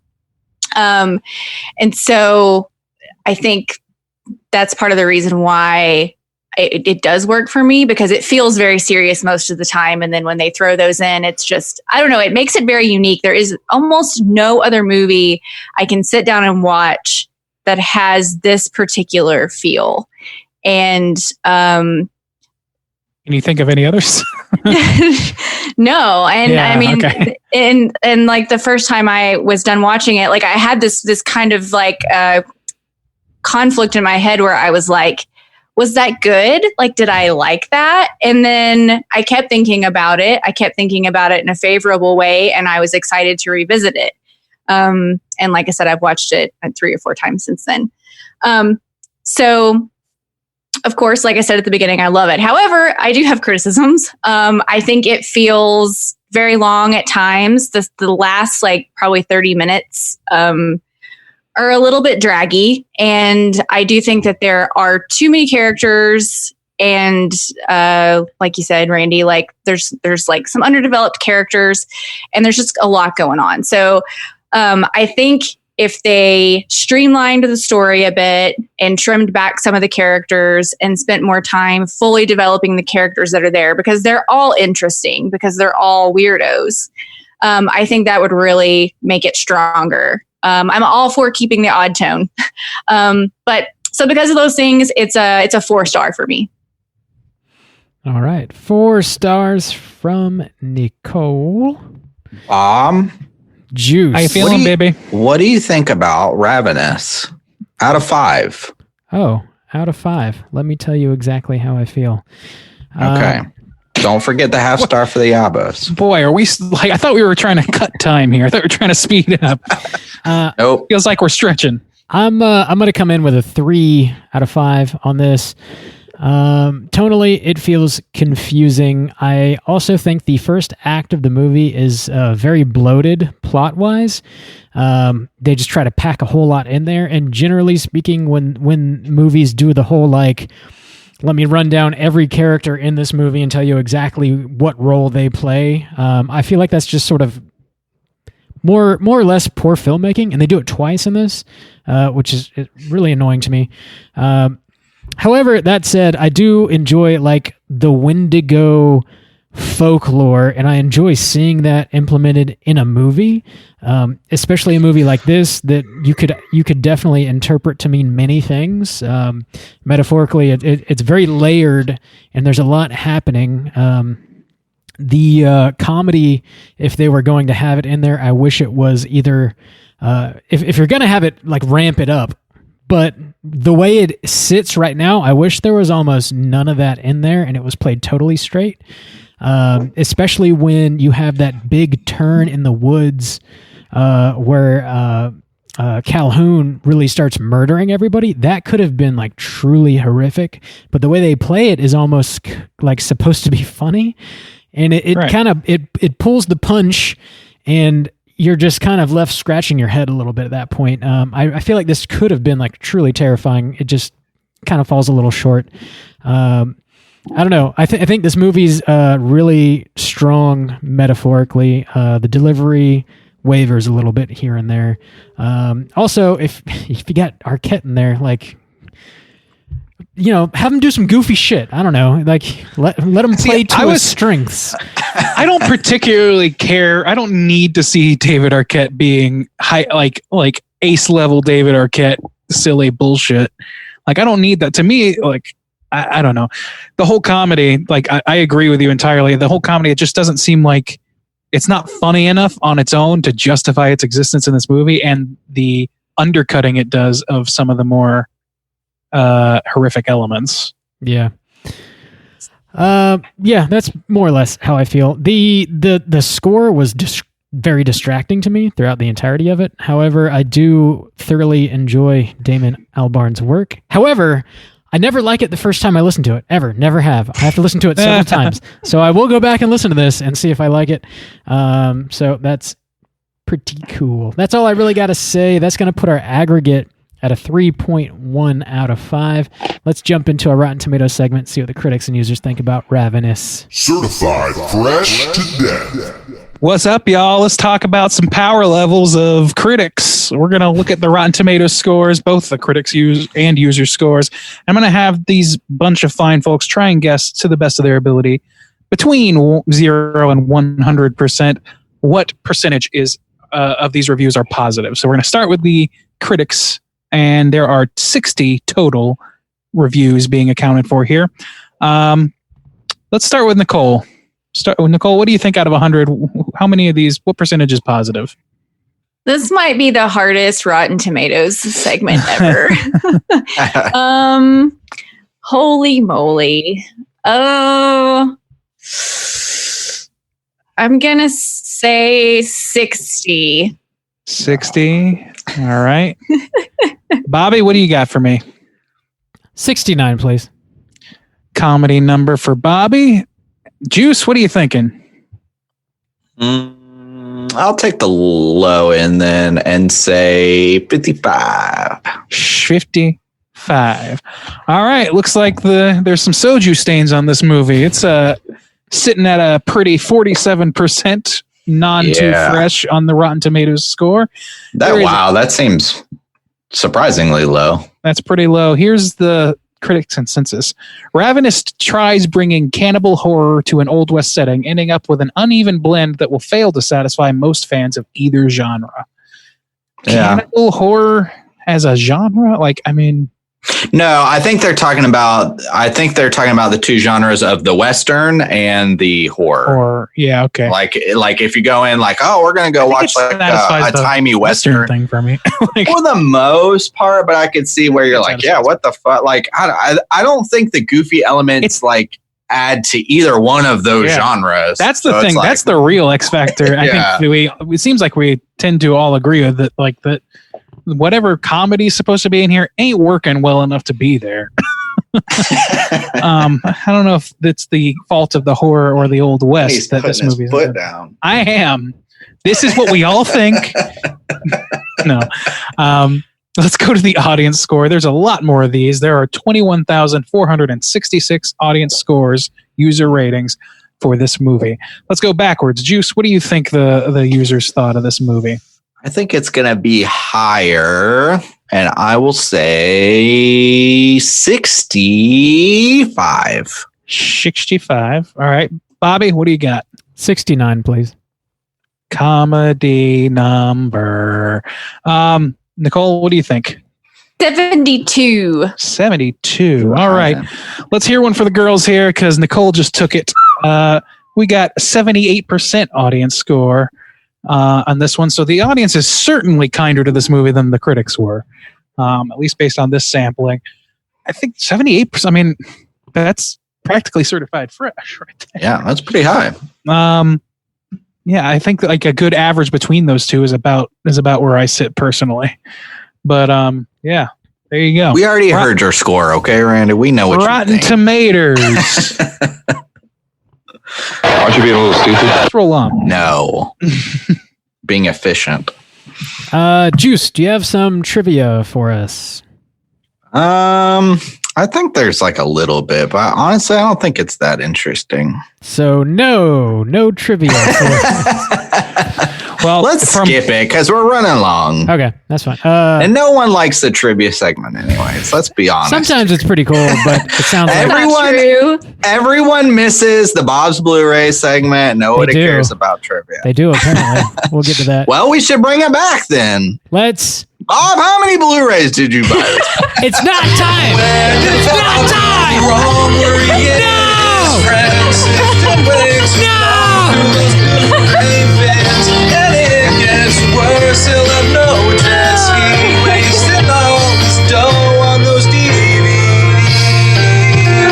Y'all know I'm sitting here with an itchy trigger finger for that Save a Life song. For the greatest segment in Straight Chilling history. I don't know. I can't. We already know that you bought curtains. We know that you bought Ravenous, Bob.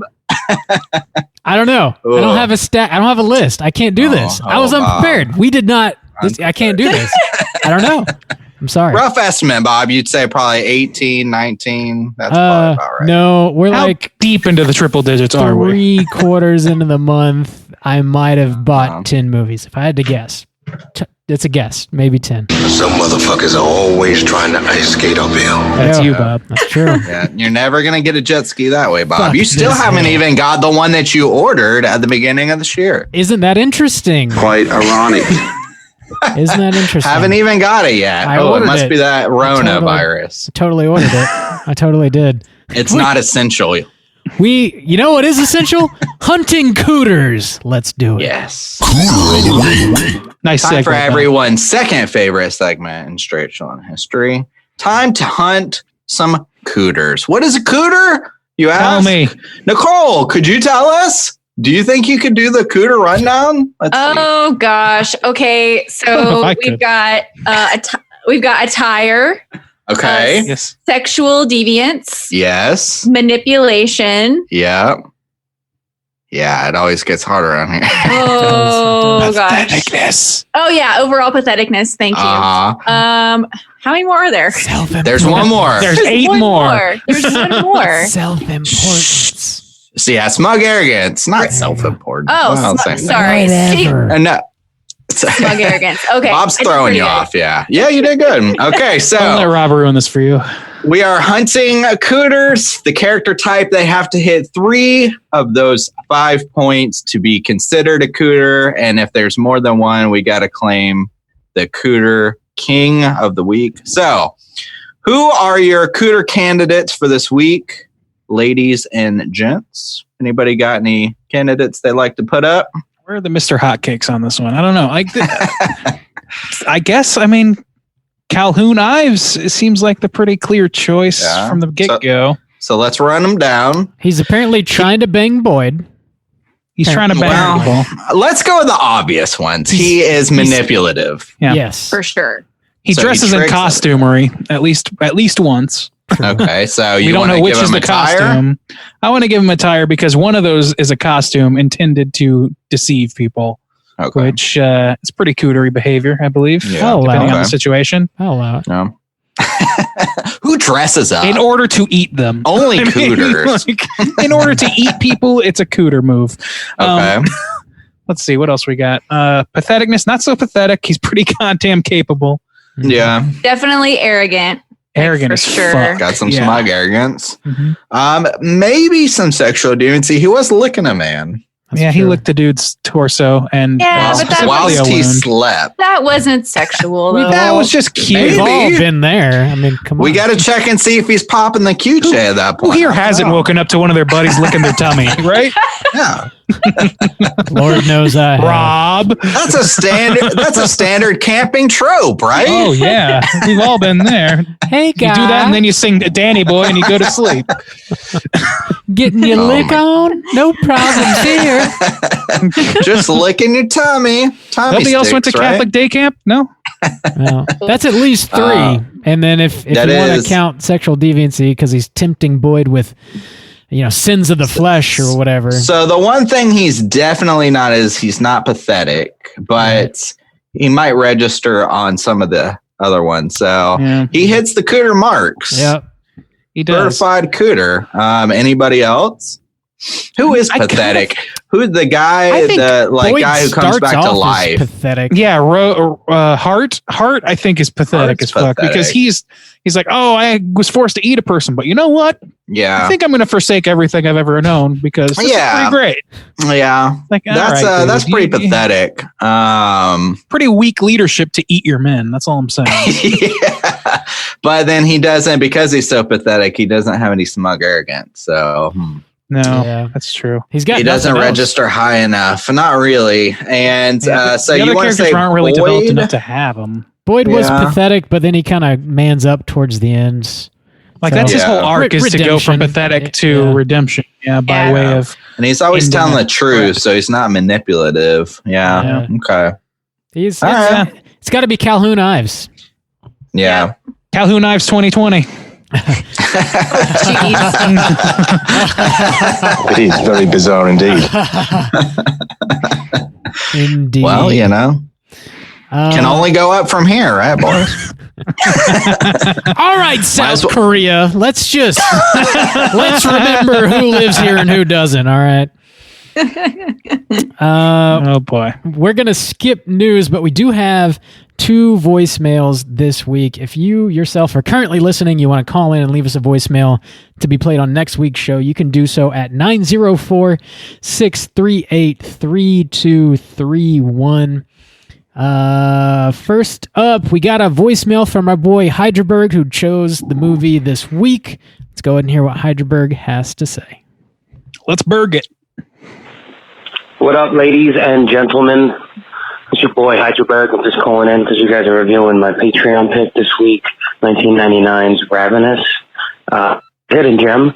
Not too many people know about it, but it's pretty good, man. It's dark humor. It's got a Western vibe. It's cannibalism. It's just, it's pretty good. It's a good, decent movie. It's not too long. There's some decent gore in it, some good dark humor. And I think it's going to make for a pretty good discussion, especially since most of you guys haven't not seen it. Also, I believe that it's adding a cannibal Cooter to the Cooter database. And I also want to thank Caitlin for adding last week the first demonic Cooter, I believe, to the Cooter database. So, we're filling up the database pretty good. We're going to need it in the future of COVID. Cooters are probably coming out. So, and on that note, also, just everybody safe, out there. Take precautions and don't go out unless you have to, all right?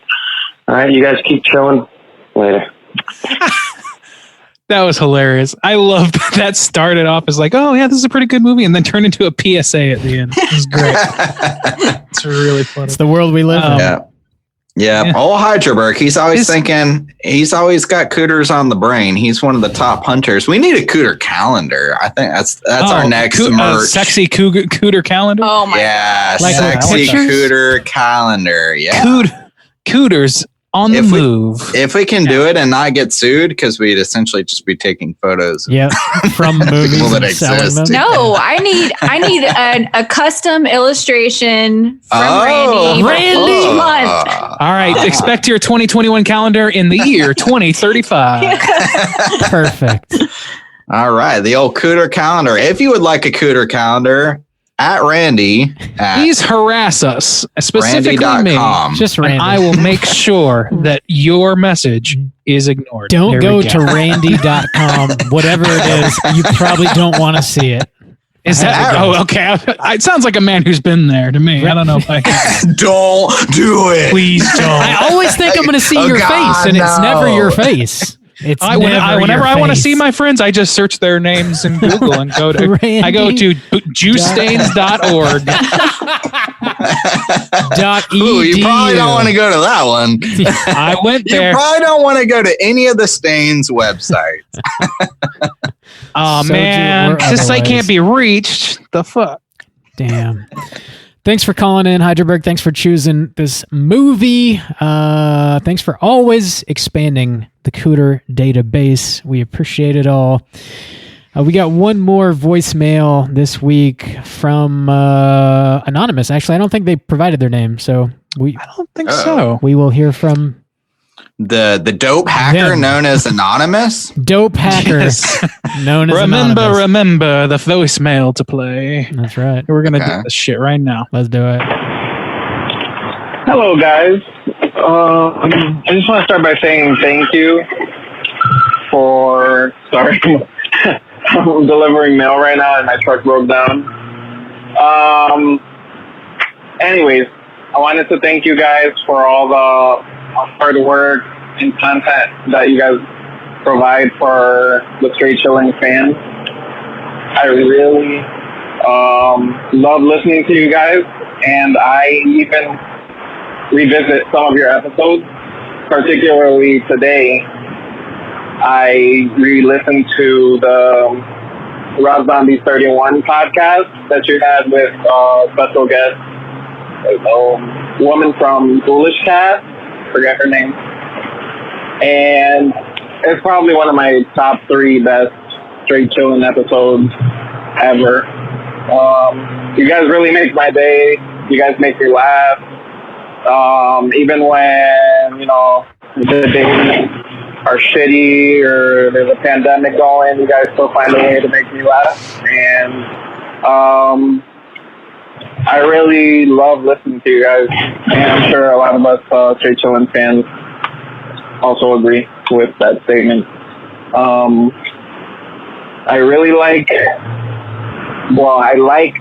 the How to Save a Life section of the past Straight Chilling episodes.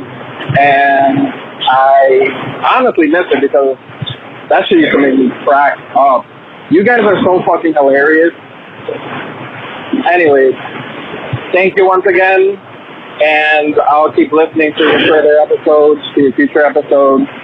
Just keep doing what y'all doing. I love you guys. Peace. All right. This is a nice hand job of a voicemail. This is nice. Thanks, man. We have a lot of sincerely mailmen fans that chime in. Might be and they're out there fucking working, and their trucks be breaking down, and there's COVID out there. So thank you for that shit. Thanks for keep doing your essential ass job and delivering the mail. For real though, that's fucking awesome. Our shit could not be less essential, so don't worry about us. But no one is essential here. Thanks. Damn. Thanks for the love. We're glad that we can help pass your time and make your job a little bit easier. And of course, if my public humiliation, my public shaming brings anybody joy, then I'm happy to be shamed publicly any day of the week. So. Good. All right. I'm not prepared today, so I guess not any day. Maybe next time. I'm not prepared. But yeah, thanks so much for calling in. Thanks for listening. Thanks for supporting the show. Again, if you're listening, you want to call and leave us a voicemail to be featured next week, you can hit us up at 904-638-3231. I have a question for next week. I want to know if you are about to die, and the only way... I was going to pose the same question. The only way to save your skin is to eat somebody. Who would be the first person you ate? Who would you want to eat? That's not what I was That's a little different. That's what I want to know. Rob's giving the assumption that you will eat. Yeah. Absolutely. I know you will. Who's it going to be? I know you sick fucks are eating people. Who you so eating? I was going to pose the question if you had a disease, like this guy, he had like tuberculosis or whatever, and you knew that eating human flesh would cure you. Would you take the plunge? Would you eat? Around here, that means big money. And who would you eat more specifically? And sure. And that's if you a want to better ask question. who If you want to answer the better and question. how would you cook I it in feel a like stew? that's really asking for very sexual responses. I don't know. Eating? Who do you guys want to eat? Come on. We did come to the conclusion Who's that tossing big salads out there? Calhoun wanted to fuck Boyd. We came to that conclusion, and we all like a big salad, don't we? If you could eat a big salad to save your skin, what salad would you toss? Whose salad are you prepared to toss to save your ass? We want to know here at Straight Chilling. 904-638-3231. Let us know. We're asking the important questions here. God, man. You know, Ted Koppel's got nothing on us. We got the questions. We got them. You got the answers. I don't know who that is. We want to hear. Sweet. He's the guy I would eat. You'd toss that salad any day of the week with ranch, light ranch, Thousand Island, Italian dressing. I'm gonna go light ranch. You're gonna be tossing salad. Really watching those it's a pretty big salad. It's a lot of calories. Yeah, it's probably got some croutons, maybe some cheese. You know what I'm saying? Hopefully not too much cheese. Just a little. Trying to make this a 1-to-1 metaphor isn't gonna play well. I think it's working. I don't know. Maybe it's just me. We're going to be back next week with a brand new show. As always, we're talking about the winner of the April poll pick, which was Alien from 1979. Woo! Oh, shit. Talking about a classic next week. Nicole, thank you so much for joining us. If you would care to remind people where they can find your spooky doings. Yes, Chiaroscuro Horror, Instagram, Facebook, website is chiaroscurohorror.com. Subscribe wherever, you know the drill. And thanks for having me on, guys. It's always a great time talking to y'all. Yes, thanks for coming. Thanks, Nicole. We appreciate it. # appreciate you. Yes. So yeah, until next week, please rate, review, and subscribe to us on iTunes. Follow us on Twitter at STR8_chilling, on Instagram at Straight Chilling Podcast. You can send us an email through our website, straightchillingpodcast.com. If you want to join in on our daily Slack channel conversations, let us know on any one of those social media platforms. I'll send you a link so you can join in on the Slack channel fun. We talk about the movie of the week, TV shows, music, current events, whatever we want, whenever we want. Until next week, as always, all you mother truckers, please keep chilling. God bless.